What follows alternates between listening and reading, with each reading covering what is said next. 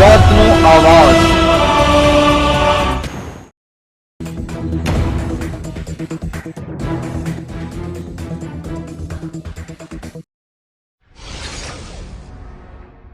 રાજકોટ જિલ્લાના ધોરાજીથી બોડાથી છળવાદર ચીખલિયા બોલ ગામડા જવાનો 13 કિલોમીટરનો મુખ્ય રસ્તો અતિશય ખરાબ હાલતમાં છતાં તંત્ર બેખબર।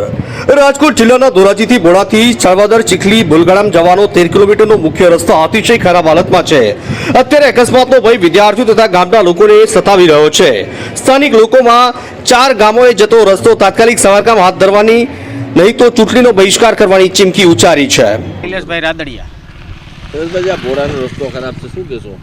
ભોળાના રસ્તાની વિશે તો વાત કરીએ તો આજે 14 વર્ષથી આ રોડ ઉપર કોઈ એવું કોઈ આવ્યું નથી જોવા કે આ રોડ કરવો છે તો આ શું છે કે આ વાડી કેળા જેવો રોડ છે। આ કેવી તકલીફ તકલીફ એટલે તો જો 108 વાળા કોઈ આવવા તૈયાર નથી, કોઈ દવાખાને જવું હોય તો કોઈ રિક્ષાવાળા આવવા તૈયાર નથી કે ભાઈ નહીં રોડ ખરાબ છે તમે રહેવા દો, તો હું હાલીને જાઉં? 108 વાળા આવવા તૈયાર નથી।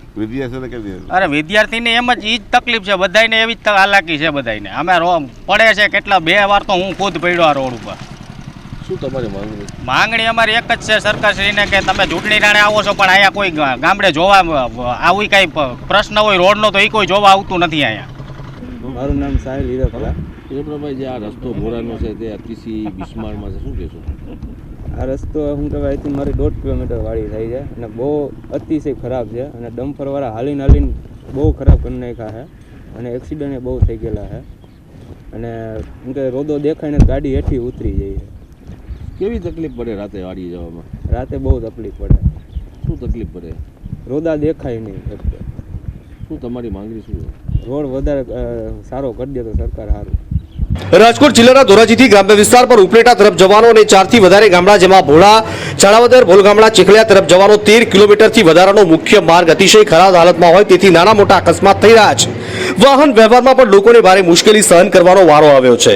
ત્યારે અપડાઉન કરનાર વ્યક્તિઓ તથા ખેતરમાં જવા માટે ખેડૂતો હોય કે ગામડામાંથી ધોરાજી શાળાએ જવા માટે વિદ્યાર્થીઓ હોય, દર્દીઓ હોય, મહિલાઓ હોય, ડિલિવરીમાં હોસ્પિટલ સુધી પહોંચવા માટે તકલીફ થઈ રહી છે। ત્યારે ભારે મુશ્કેલી વેઠવાનો વારો આવી રહ્યો છે।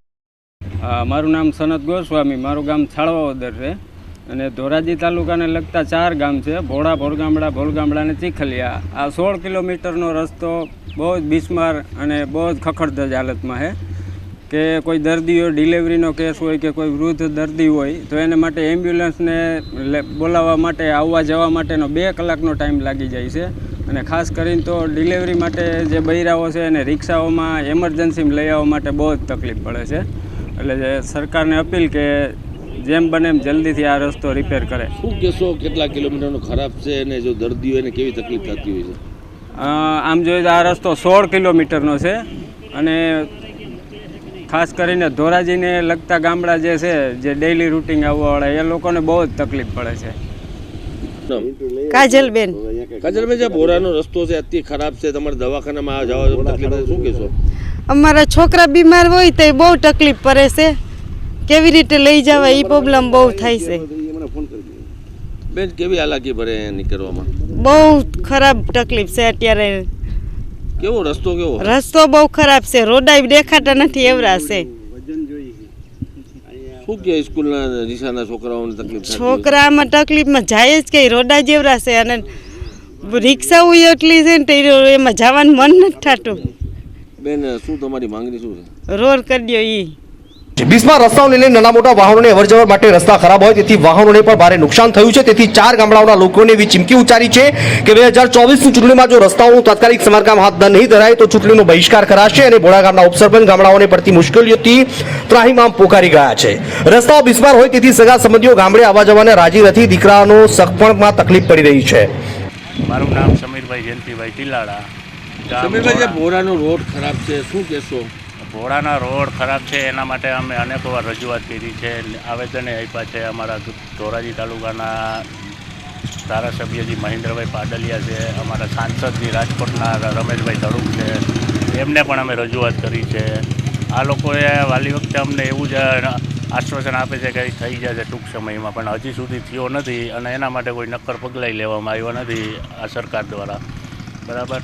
અને અત્યારે અમારા ગ્રામજનોની હાલત એવી કપોડી છે કે દવાખાને જવા માટે કોઈ પ્રાઇવેટ વાહનવાળો કે એમ્બ્યુલન્સ કોઈ તૈયાર થતું નથી. રોડ આ એટલો બિસ્માર હાલતમાં છે.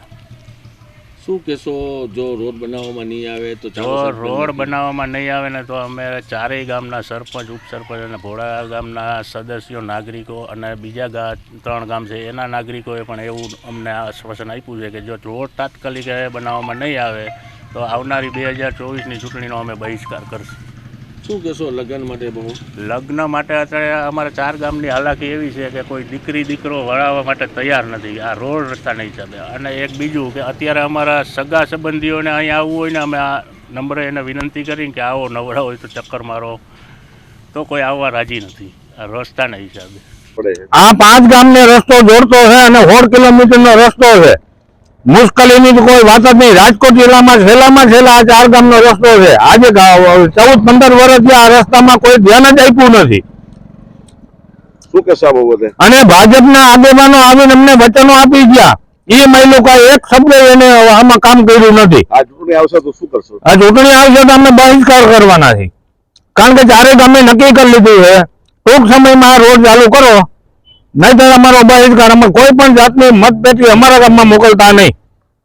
ગ્રામજનો રસ્તા સારા નથી તેથી પદ પરથી રાજીનામા માંગી રહ્યા છે. ધારાસભ્ય, સાંસદ તથા સરકાર સુધી અનેકવાર રજૂઆત કરી પણ કોઈ નક્કર પગલાં નથી ભર્યા.